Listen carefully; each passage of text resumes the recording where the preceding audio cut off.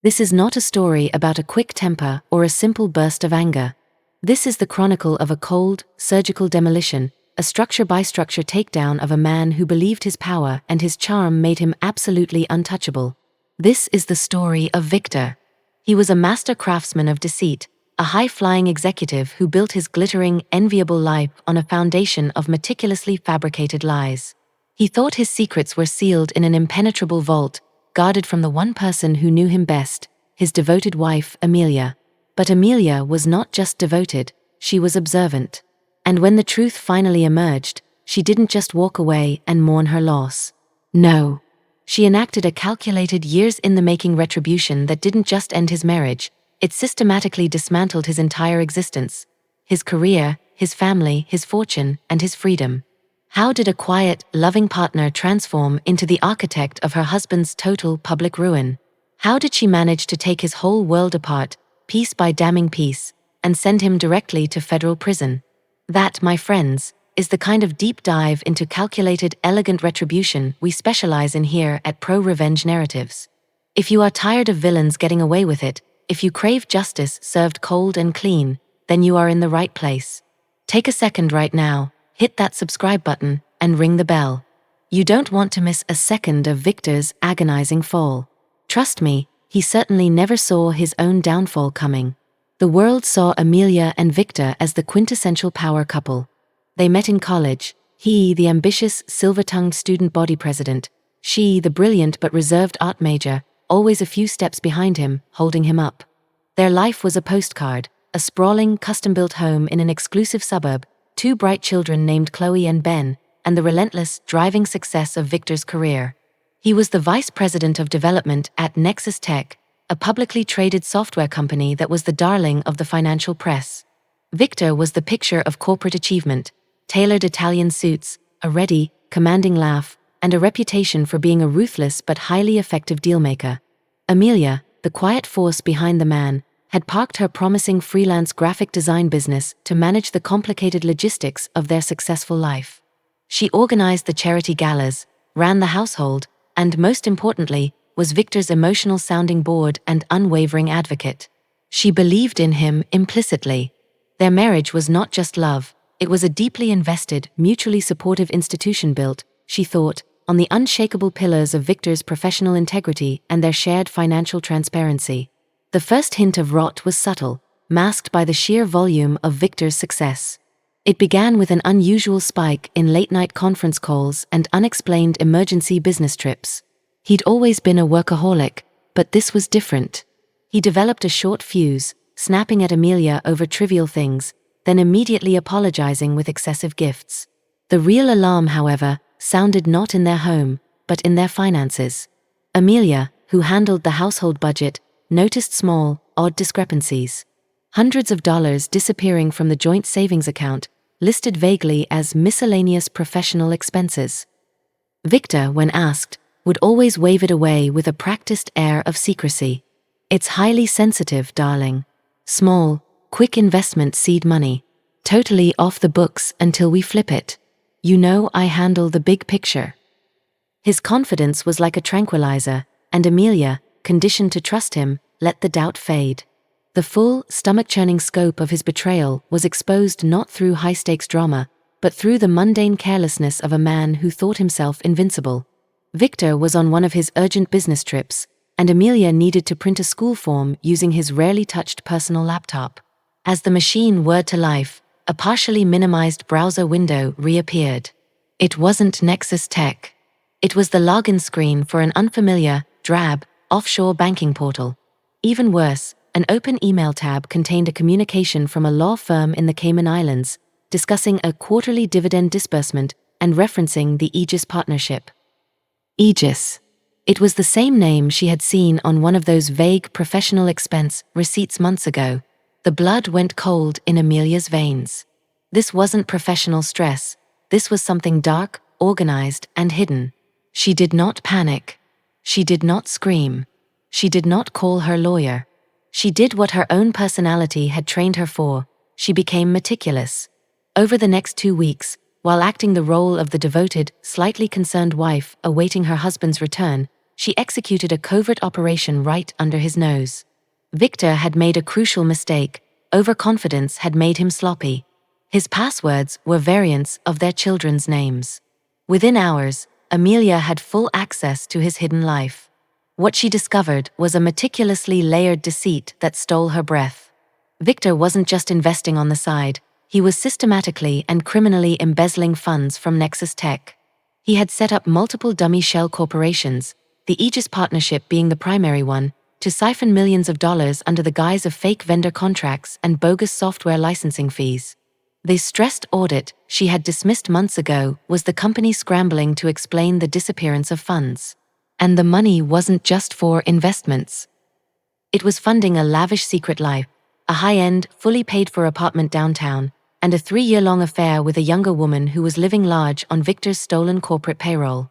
He was systematically robbing his employer, risking his family's security, and planning his escape. She also found recent emails to a cutthroat divorce attorney, detailing his plan to file first, claim Amelia was financially incompetent, and try to force a settlement that would leave her with minimum spousal support and maximum legal headache. He wasn't just a cheat, he was a full-blown corporate felon and a monster. The luminous pride she once held for him instantly curdled into a cold, hard resolve.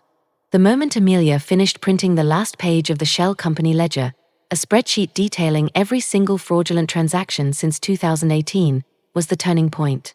She didn't feel betrayal anymore. Betrayal implies emotional injury. What she felt was the intense, focused need for justice. Victor had treated their life as a business asset to be exploited, and she decided she would treat his destruction as a business problem to be solved. This was not about revenge, it was about correction. Victor had operated with maximum calculation, and his retribution would be equally, devastatingly calculated. She decided the messiness of an emotional divorce would only benefit him. She needed to trigger a collapse that was external, unavoidable, and permanent.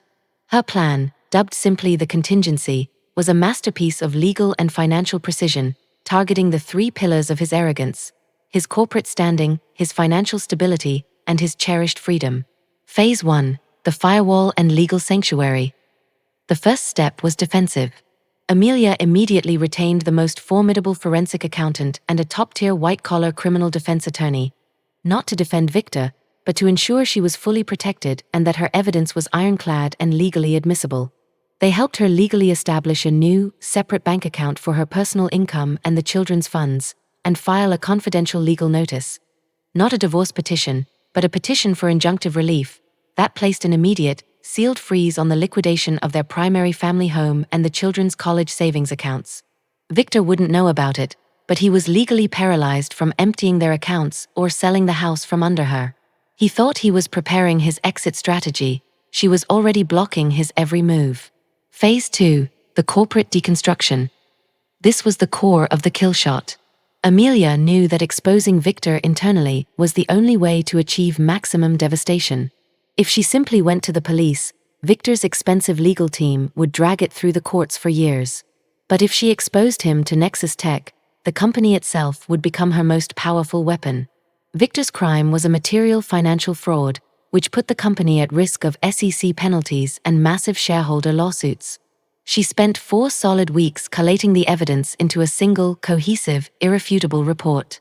She didn't just present the transfers, she included evidence of Victor's internal email manipulations, his forged signatures on vendor contracts, and a detailed analysis of the company's stock price fluctuations that corresponded to his fraudulent activities.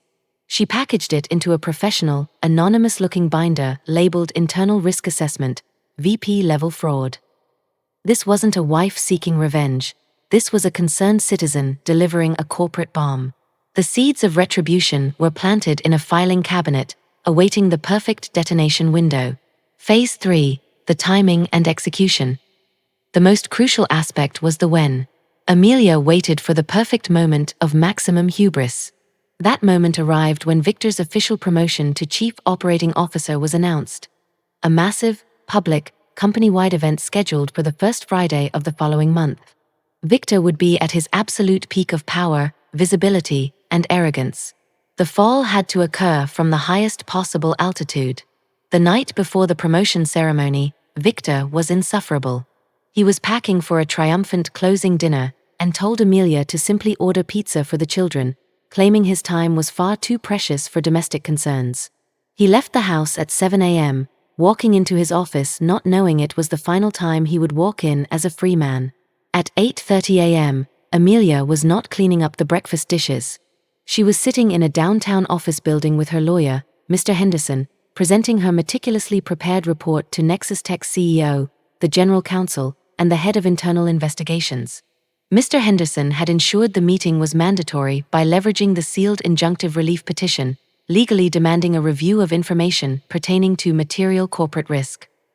Amelia remained silent throughout the presentation, letting the pages of the report do the talking. The executives were initially skeptical, even hostile. But as they realized the depth of the fraud, millions stolen, stock price manipulated, and the very real threat of a federal investigation that could crater the company, their hostility turned to cold corporate terror. They didn't care about Amelia's heartbreak, they cared about saving their own jobs and their share price. By 10 a.m., the General Counsel was on the phone with the FBI's white-collar crime unit, effectively turning on Victor to protect the company. At 11:30 a.m., Victor was summoned to the CEO's conference room, believing it was for a final congratulatory briefing. He walked in, full of bluster, ready to assume his new throne. Instead, he saw the CEO's grim face and the imposing presence of two stone-faced federal agents. On the table was Amelia's neatly tabbed binder. The payback unfolded with terrifying speed. The compliance officer simply pointed to the first page.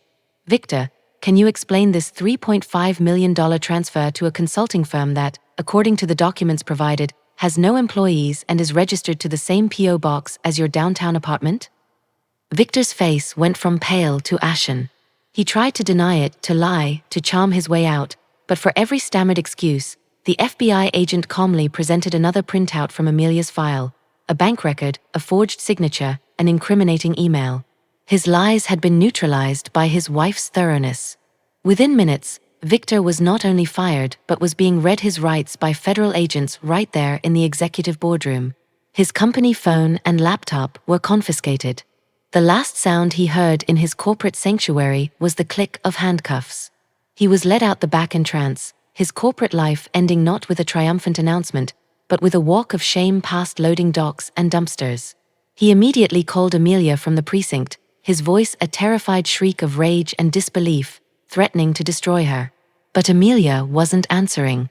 She and the children were already long gone, relocated to a safe, secure apartment across state lines. The house he returned to on bail a few days later was stripped bare of all family memories and documents, save for a single piece of paper taped to the refrigerator, a legally served restraining order and the final, devastating divorce petition, citing his felony embezzlement as grounds for full custody and financial restitution. He had no wife, no children, no career, and now no home. He realized, with a sickening jolt, that his entire world had been orchestrated by the woman he had dismissed as a background character. The fallout was absolute and permanent. Victor's evidence was too complete, too logically constructed for him to fight. Facing up to 20 years for the massive 5-year fraud, he took a plea bargain to avoid a jury trial, pleading guilty to multiple federal wire fraud and conspiracy charges. The guilty plea ensured the immediate, permanent destruction of his career and his professional reputation. He was barred from any executive position for life. The financial consequences were equally devastating. Nexus Tech's civil lawsuit recovered every penny he stole and then some. The divorce court, using Amelia's documentation, awarded her not only the majority of the marital assets but also mandated that Victor's share of the liquidized home equity go directly towards restitution payments. He was left with nothing but crippling legal debt and a felony conviction. Victor is currently serving a significant sentence in a minimum security federal facility, his former life of tailored suits and corner offices replaced by an orange jumpsuit and a number. He lost his career, he lost his family, and he lost his freedom. The architect of his destruction was the woman he saw only as an accessory, the woman who patiently collected his crimes and presented them as an undeniable case file. Amelia has now rebuilt her life. She is running a successful remote graphic design business, providing for her children, and raising them far away from the shadow of their father's crimes. She has moved on, not with bitterness, but with a quiet, steely strength, knowing that she ensured justice was served, not by screaming, but by strategically dismantling the monster piece by piece, proving that the greatest revenge is not an act of passion, but an act of cold, undeniable evidence. Victor thought his smooth talk and his title made him untouchable. He believed the quiet, supporting wife was the weakest link in his chain. He found out the hard way that when you build your throne on the backs of lies, the person you most underestimate is often the one who keeps the final, damning records. Remember, karma is a patient hunter, and sometimes she operates with a lawyer and a well-indexed binder. What is the most satisfying revenge story you've ever heard? A tale where the villain's own arrogance was the key to their undoing? Let me know in the comments below. Your stories inspire us every week. And don't forget to like and subscribe for more pro-revenge narratives. Until next time, be good, stay safe, and always check the fine print.